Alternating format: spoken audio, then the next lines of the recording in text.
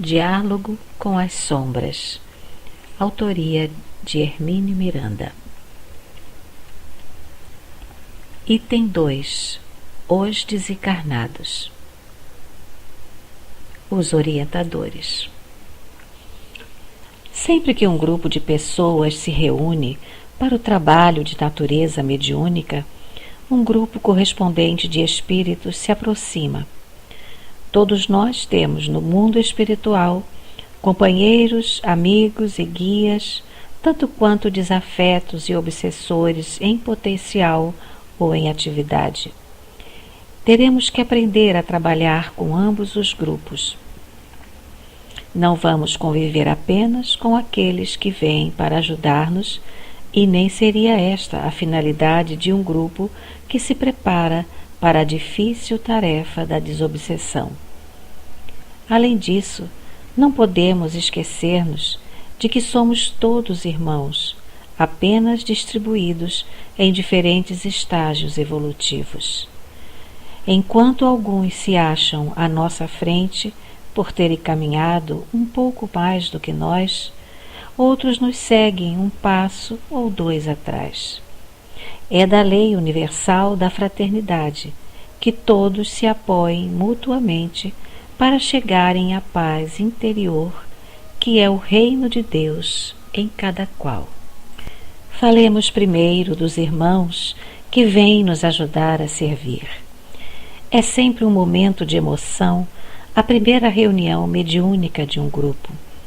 Os resultados podem não ser espetaculares, e geralmente não o são mesmo, porque os companheiros incumbidos da nossa orientação ainda estão trabalhando nos ajustes e nos testes como maestro competente que verifica se todos os instrumentos estão perfeitamente afinados. Se o grupo já dispõe de um ou mais médiuns desenvolvidos, é certo que um espírito amigo se manifeste para as primeiras palavras de estímulo e encorajamento. Nessa altura, é raro que tenhamos conhecimento da natureza do trabalho que pretendam realizar conosco. É certo, porém, que eles já dispõem de um plano muito bem estudado, compatível com as forças e possibilidades dos trabalhadores encarnados. Os espíritos sempre nos dizem que precisam de nós para determinadas tarefas que somente podem ser desenvolvidas com o concurso da mediunidade, ou seja, em contato com o ser humano encarnado. Em Reformador, de fevereiro de 1975, no artigo intitulado A Doutrinação, Variações sobre um tema complexo, lembrei os preciosos esclarecimentos colhidos no livro, abre aspas, Memórias de um Suicida, fecha aspas, que devemos à abençoada mediunidade de Ivone A. Pereira. Tornara-se imperioso encontrar um grupo de médiuns em condições de socorrerem espíritos de suicidas. Abre aspas. Chegara a um impasse o processo de recuperação. A despeito do desvelo e competência dos técnicos e mentores da organização espiritual especializada no tratamento dos suicidas, um grupo deles se mantinha irredutivelmente fixo nas suas angústias. Os casos estavam distribuídos, segundo sua natureza, a 3 ambientes distintos: o hospital propriamente dito, o isolamento e o manicômio. Uns tantos desses, porém, permaneciam atordoados, semi-inconscientes, imersos em lamentável estado de inércia mental, incapacitados para quaisquer aquisições facultativas de progresso. Tornara-se, pois, urgente despertá-los para a realidade que se recusavam, mais inconsciente do que conscientemente, a enfrentar. Trata-se aqui de um conhecido mecanismo de fuga defensiva. inseguro e temeroso diante da dor que ele sabe ser aguda, profunda e inexorável, o espírito culpado se aliena da esperança de pelo menos adiar o momento duro e fatal do despertamento. Em casos como esses, é necessário quase sempre recorrer à terapêutica da mediunidade. O espírito precisa retomar a sua marcha e o recurso empregado com maior eficácia, que é a do choque, a que o autor de, abre aspas, Memórias de um Suicida, fecha aspas, chama de revivescência de vibrações animalizadas. Habituados a tais vibrações mais grosseiras, mostravam-se eles inatingíveis aos processos mais sutis de que dispõem os técnicos do espaço. Para que fossem tocados na intimidade do ser, era preciso alcançá-los através da ação e das palavras humanas. Como estavam, não entendiam a palavra dos mentores e nem mesmo os distinguiam visualmente, por mais que estes reduzissem o seu teor vibratório num esforço considerável de automaterialização. Fecha aspas. É para esse trabalho que os mentores espirituais solicitam o concurso dos encarnados, que se torna, em muitos casos, insubstituível, como vimos. Não sabemos, pois, ao iniciar uma atividade mediúnica, que tipo de tarefa nos será atribuída. Podemos estar certos, não obstante, de que os orientadores espirituais do grupo somente nos trarão encargos que estejam ao nosso alcance. Sem dúvida alguma, já estudaram nossas possibilidades e intenções. Abre aspas, Memórias de um Suicida, fecha aspas, nos fala dos longos e cuidadosos preparativos conduzidos no mundo espiritual como preliminares à tarefa mediúnica propriamente dita. É preciso localizar um grupo que ofereça as condições de segurança e amparo de que necessitam os espíritos transviados. Na seção de Relações Externas, prossegue o mencionado artigo de Reformador, são consultadas as indicações sobre grupos espíritas que possam oferecer as condições desejadas para o delicado trabalho. E mais adiante, abre aspas, verifica-se a existência de grupos em Portugal, na Espanha e no Brasil. Decide-se por este último e, em seguida, são examinadas as fichas espirituais dos médiuns que compõem os grupos sob exame. Fecha aspas. Entre parênteses, destaque desta transcrição. Por aí se vê que os nossos grupos e os nossos médiuns se acham meticulosamente catalogados nas organizações do espaço. Convém acrescentar que registros semelhantes, obviamente para outras finalidades, existem também nos redutos trevosos. Por várias vezes, tive a oportunidade de testemunhar pessoalmente essa realidade. Espíritos desarmonizados informaram-me que estávamos sendo rigorosamente observados e estudados.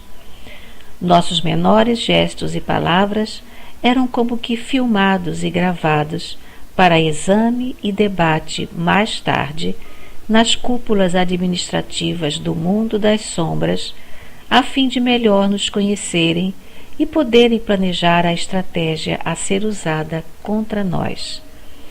Certa vez um espírito, particularmente agressivo e desesperado, dirigia-se de quando em quando à sua equipe invisível e recomendava: gravem isto. Ou então: gravaram aí o que ele disse? Não alimentemos, pois, ilusões. Contamos com a ajuda e o apoio de companheiros bem esclarecidos e competentes, mas precisamos oferecer-lhes um mínimo de condições. São enormes as responsabilidades desses amigos invisíveis e as qualificações exigidas para as tarefas que desempenham junto a nós são rígidas. Poderíamos dizer que cada grupo tem os guias e protetores que merece. Se o grupo empenha-se em servir desinteressadamente dentro do Evangelho do Cristo, escorado na doutrina espírita, disposto a amar incondicionalmente, terá como apoio a sustentação uma equipe correspondente, de companheiros desencarnados do mais elevado padrão espiritual, verdadeiros técnicos da difícil ciência da alma. O trabalho desses amigos é silencioso e sereno. A competência costuma passar despercebida, porque parece muito fácil fazer aquilo que aprendemos a fazer bem. Quando vemos um operário altamente qualificado na sua especialidade ou um desportista bem treinado, experimentamos o prazer de contemplar os gestos bem medidos, a suave facilidade com que se desempenham. Lembremo-nos, porém, do seu longo período de adestramento, de estudo, de renúncia e das suas cansativas horas de trabalho monótono, de repetição e correção. Assim são os companheiros que nos amparam. Apresentam-se muitas vezes com nomes desconhecidos, falam com simplicidade, são tranquilos, evitam dar ordens, negam-se a impor condições. Preferem ensinar pelo exemplo, discorrendo sobre a anatomia do trabalho diante do corpo vivo do próprio trabalho.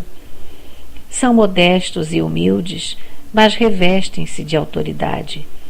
Amorosos, mas firmes, leais e francos. Aconselham, sugerem, recomendam e põem-se de lado a observar. Corrigem, retificam e estimulam. Sua presença é constante ao longo de anos e anos de dedicação.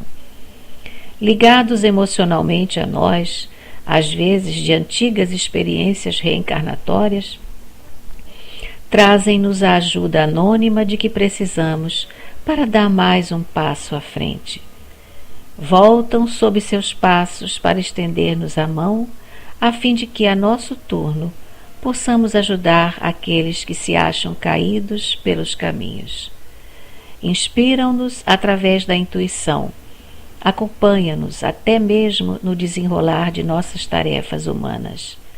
Guardam, porém, o cuidado extremo de não interferir com o mecanismo do nosso livre-arbítrio, pois não se encontram ao nosso lado para resolver por nós os nossos problemas, mas para dar-nos a solidariedade do seu afeto.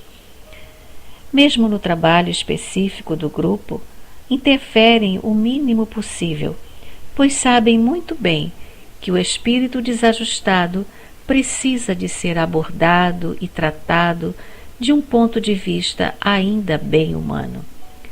Se fosse possível resolver suas angústias no mundo espiritual, não precisariam trazê-los até nós. Essa mesma técnica foi usada com o próprio Allan Kardec. Poderiam os espíritos superiores que se incumbiram de transmitir os fundamentos da doutrina aos homens simplesmente ditar os livros que expusessem as linhas mestras do pensamento doutrinário? Não foi assim que fizeram, e isso teria sido talvez mais fácil. Preferiram colocar-se à disposição de Kardec, para que ele formulasse as perguntas, de uma ótica essencialmente humana.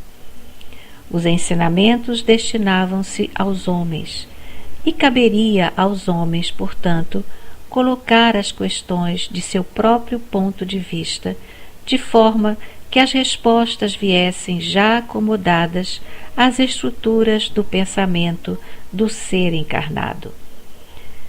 A tarefa dos grupos mediúnicos de desobsessão apoia-se nos mesmos princípios, pois também é trabalho de cooperação e entendimento entre os dois planos da vida.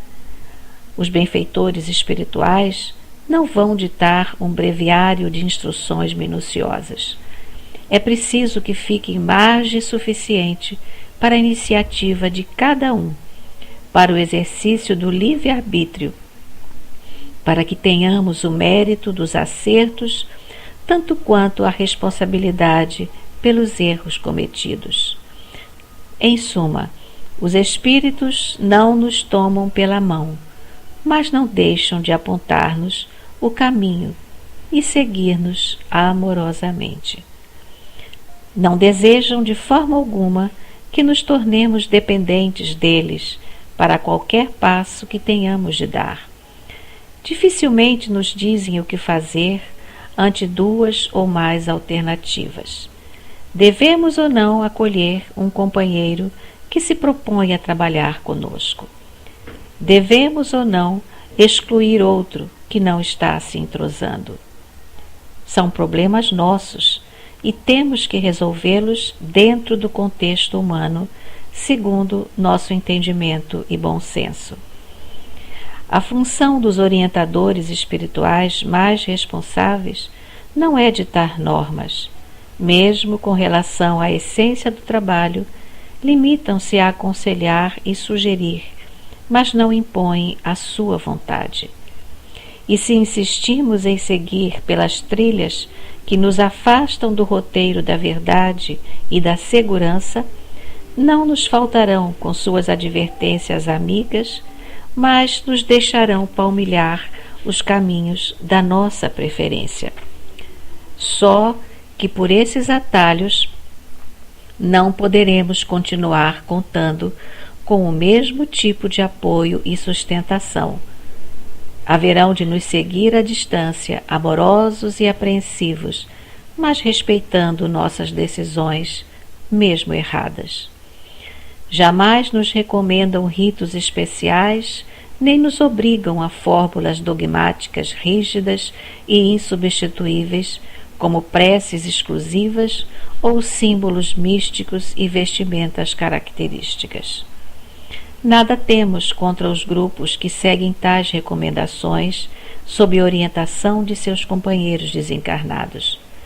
Podem ser bem intencionados e realizar trabalhos de valor com êxito, mas não são grupos integrados na doutrina espírita, entendendo-se como tal a doutrina contida nos livros básicos da codificação kardeciana. Merecem todo o nosso respeito e carinho. Nossa experiência ensina, não obstante, que podem realizar o mesmo tipo de trabalho, ou melhor ainda, sem necessidade de recorrer a práticas exteriores de suporte. O suporte de que os grupos mediúnicos necessitam vem do mundo espiritual superior, onde qualquer exteriorização voltada para os aspectos materiais é dispensável. Nada, pois, de velas, símbolos, imagens, ritos ou vestes especiais. Não é preciso. E se um companheiro começar a recomendar tais processos, podemos tranquilamente dissuadi-lo, com bons modos, é claro, mas com firmeza.